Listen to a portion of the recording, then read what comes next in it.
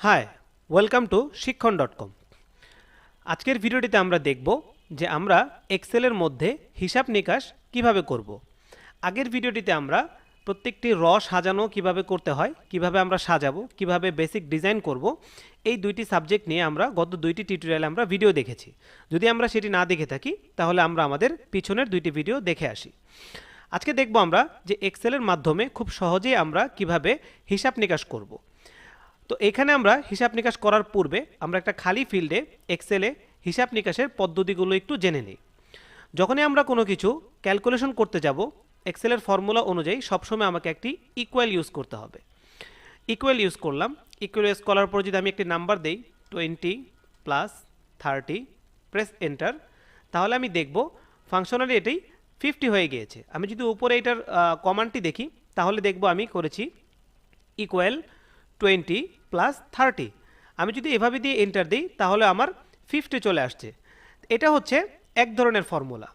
Second হচ্ছে আমি box ধরে দুটো বক্সকে একসাথে ফরম্যাটে নিয়ে আসতে পারি। ফর এক্সাম্পল, আমি এই বক্সটিকে দিলাম 100, এই বক্সটিকে দিলাম 200। আমি ফর্মুলাটি ডিলিট করে দিই। এখন এখানে আমি চাচ্ছি যে এই দুটো বক্সকে আমি ফরম্যাটিং করে এখানে টোটালটা নিয়ে আসব। তাহলে হচ্ছে, যেহেতু আমরা বক্সের নাম সম্বন্ধে এর আগে জেনেছি, একটি বক্সকে মার্ক করার জন্য আমি কিভাবে করব, এই বক্সটির নাম হচ্ছে D11, এই বক্সটির নাম হচ্ছে C11। তাহলে আমি এখানে প্রোগ্রাম করব ইকুয়াল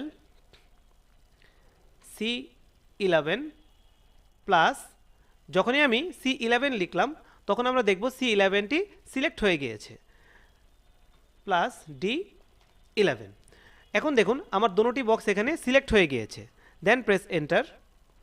এখানে অটোমেটিকলি 300 চলে এসেছে। আগেরটি আর এইগুলো এটার সাথে পার্থক্য হচ্ছে যে আমি যখন আগে নাম্বারিং দিয়ে করেছি, যে ইকুয়াল দিয়ে আমি 20 + 20 করেছি, তখন কিন্তু আমি এই বক্সগুলো চেঞ্জ করলে আমার মানটা এখানে চেঞ্জ হবে না। এখানে হচ্ছে আমি যদি এখানে 100কে ভুলে করে থাকি তাহলে এখানে যদি আমি 300 করে দেই, দেন এন্টার প্রেস করি, তাহলে আমি দেখব ইফেক্টটি অটোমেটিকলি এখানে 500 হয়ে গিয়েছে।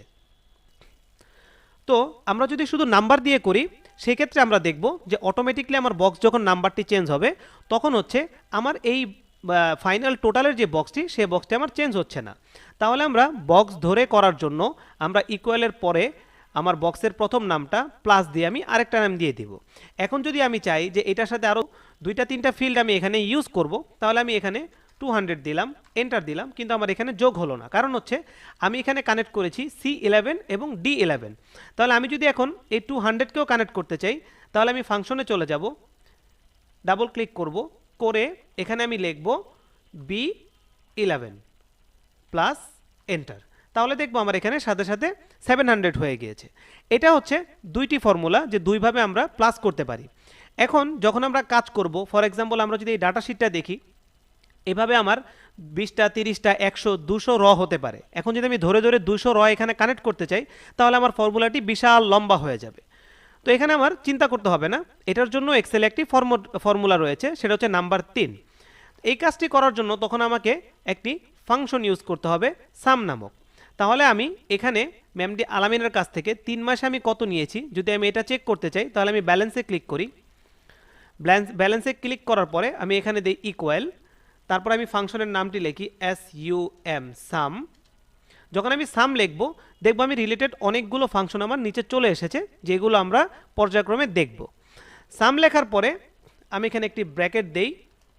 ব্র্যাকেট দেওয়ার পরে আমার যে প্রথম বক্সটির নাম আছে B5, আমি দিয়ে দিলাম B5 plus C5 plus D5।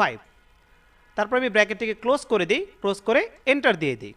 Enter দেওয়ার সাথে সাথে দেখব আমার এই যে 3টি আছে, এই 3টি কলাম আছে, এই 3টি কলামের ডাটা প্লাস হয়ে আমার এখানে চলে এসেছে।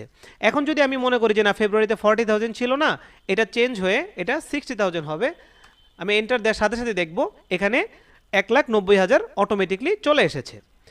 আমরা এই কাজটিকে আরেকটু সহজ করার জন্য আমরা এক্সেল থেকে উপরের মেনু বার থেকে একটি অপশন আমরা চুজ করতে পারি। আমি একটা খালি জায়গায় সিলেক্ট করি, অথবা আমি এই ফাংশনটিকে ডিলিট করে দিই। ডিলিট করে দেওয়ার পরে আমি যদি এইখানে সিলেক্ট করে উপরের ডান পাশ থেকে অটো সাম একটি ফাংশন আছে, আমি যদি এই ফাংশনটিকে ক্লিক করি তাহলে আমি দেখব যে এখানে আমার B5:D5 দিয়ে একটি ফাংশন চলে এসেছে। আমি এন্টার দিই, তাহলে দেখব আমি সেম রেজাল্টই পেয়ে গিয়েছি। এখানে ফ্রম আপনার কলাম শর্ট করার জন্য যেটা হয়েছে, আমরা আগে প্লাস দিয়ে করেছি। আমরা যদি যাই যে না প্লাস দিয়ে দিয়ে সবগুলো ডাটাকে কানেক্ট করব না, আমি শুধু প্রথমটা দিব এবং শেষেরটা দিব, তাহলে আমাকে করতে হবে প্রথম যে আমার বক্সটির নাম আছে সেইটি দিব, তারপর একটি কলন মার্ক দিব, তারপর হচ্ছে আমার সর্বশেষ যে ফিল্ডটি আছে সেই ফিল্ডটির নাম দিব এবং ব্র্যাকেট দিয়ে আমি এন্টার দিব। তাহলে হচ্ছে আমার সেম রেজাল্ট চলে আসবে। তাহলে আমরা ইকুয়াল করার জন্য তিনটি পদ্ধতি দেখলাম, যে আমরা সরাসরি নাম্বার লিখেও করতে পারি, আমরা যদি চাই তাহলে হচ্ছে প্লাস সাইন দিয়েও করতে পারি, অথবা আমরা সাম ব্র্যাকেট দিয়ে তারপর হচ্ছে আমরা বক্সের নাম দিয়ে কলন দিয়ে সর্বশেষ যে বক্সের নামটি আছে সেই নামটি দিয়ে চাইলেও আমরা করতে পারি। এখন আমার এখানে তিনটি রয়েছে, এভাবে আমার অনেকগুলো থাকতে পারে, 10টা 20টা 15টা 30টা এরকম আমার থাকতে পারে। এখন আমি প্রত্যেকটা এর জন্য কি আলাদা আলাদা ফাংশন করব? ওই রকম কষ্ট আমাদের করতে হবে না, কারণ হচ্ছে এক্সেলে একটি চমৎকার ইউজিং শর্টকাট রয়েছে যেটা দিয়ে আমরা সুন্দরভাবে সবগুলো ফিল্ডকে করে ফেলতে পারি। আমি যদি এই ফাংশনটিকে কপিও করি, কপি করে যদি এখানে পেস্ট করি, তাহলে কিন্তু আমার হিসাবটি মিলবে না, কারণ হচ্ছে আমি এখানে মার্ক করেছি B5 এবং D5। যখনই আমি এই রতে চলে আসব তখন আমার ফিল্ডের নাম হয়ে যাবে B6 এবং C6 D6। তো আমি কপি পেস্ট করেও যদি আনি তাহলে আমাকে একটা একটা করে চেঞ্জ করতে হবে। তো এত কষ্ট না করে আমরা যেটা করব, যখন আমরা এই টোটাল বক্সটিকে আমি সিলেক্ট করলাম, তখন এই ডান পাশের নিচের কর্নারে দেখব একটি ডটের মতো চিহ্ন আছে। আমি এটাকে সিলেক্ট করে যখন ড্রাগ করে নিচে আনবো, দেন আমি দেখব অটোমেটিকলি আমার যে ফাংশনটির নাম সহ আছে B6 to D6, তারপর হচ্ছে B7 to D7, অটোমেটিকলি এই মানগুলো আমার এখানে চলে এসেছে। অর্থাৎ আমি একটার জন্য যখন ফাংশন করলাম, সেকেন্ডটাতে যখন আমি ইউজ করতে চাইলাম তখন কিন্তু আমি ফাংশনটিকে আবার লিখলাম না, তখন আমি ওই ফাংশনটিকে সিলেক্ট করে যখন নিচের দিকে ড্র্যাগ করলাম তখন অটোমেটিকলি আমার সবগুলো টোটাল এখানে চলে এসেছে। এখন আমি তো এটা পার্টিকুলার সবার সেল বের করলাম যে আমি আলামিনের কাছ থেকে কত নিয়েছি, তার কাছ থেকে কত নিয়েছি। এখন কোম্পানি দেখতে যাচ্ছে যে টোটাল 3 মাসে কত টাকা সে কালেকশন করেছে। তাহলে আমি টোটাল দিলাম, এখানে সিলেক্ট করলাম। আমরা আমাদের ফর্মুলা অনুযায়ী আমরা তিনভাবেই করতে পারি, আমরা চাইলে প্লাস দিয়েও করতে পারি, অথবা আমার এই বক্সটির নাম হচ্ছে E5, এটা হচ্ছে E6, E7, সাম দিয়ে প্লাস দিয়েও করতে পারি। তাহলে আমি এখানে সিলেক্ট করি, এখানে সিলেক্ট করে উপরে ডান পাশ থেকে অটো সামে ক্লিক করি, দিয়ে আমি দেন এন্টার প্রেস করি, তাহলে আমি আমার কোম্পানির টোটাল সেলটি এখানে খুব সহজেই পেয়ে যাব। এভাবে আমরা আমাদের স্টার্টিং ফর্মুলাটি আমরা দেখলাম, যে একেবারে প্রথম যে ফর্মুলাটা ইউজ হয় আপনার এক্সেল ব্যবহারের ক্ষেত্রে, সেই ফর্মুলাটি আমরা খুব ইজিলি আমরা এখানে ইউজ করতে পারি। এখানে আরেকটি ছোট বিষয় আছে যেটা আমরা খুব আরও সহজে করতে পারি, যেমন হচ্ছে আমরা এখানে দেখলাম যে ইকুয়াল কিভাবে করব। এখন আমরা চাচ্ছি যে আমার এই যে সেলটা আছে এই সেলটার মধ্যে সবচাইতে ম্যাক্সিমাম সেল কার, অর্থাৎ আমি কার কাছ থেকে সবচাইতে বেশি কালেকশন করেছি। তো সেই ক্ষেত্রে আমরা আগেরবার লিখেছি ইকুয়াল দিয়ে সাম, এটার জন্য ফাংশন হচ্ছে ইকুয়াল MAX। MAX সিলেক্ট করে আমি সেম ব্র্যাকেট দিলাম, ব্র্যাকেট দেওয়ার পরে আমি ম্যাক্সিমাম ফিল্ড কোন ফিল্ডগুলো থেকে বের করতে চাচ্ছি সেটা আমি আগে নির্ধারণ করে নিব। তো এখানে আমি সবচাইতে বেশি সেলটা বের করতে চাচ্ছি আমার যে ব্যালেন্সের রগুলো আছে, যে এই তিনটার মধ্যে সর্বোচ্চ ব্যালেন্স কোনটি সেই ব্যালেন্সটিকে আমি বের করতে চাচ্ছি। অর্থাৎ আমার 20টা ক্লায়েন্ট আছে, তার মধ্য থেকে আমি সবচাইতে বেশি কার কাছ থেকে কালেকশন করেছি বা ব্যালেন্স কোনটি আমি সেই ব্যালেন্সটি দেখতে চাচ্ছি।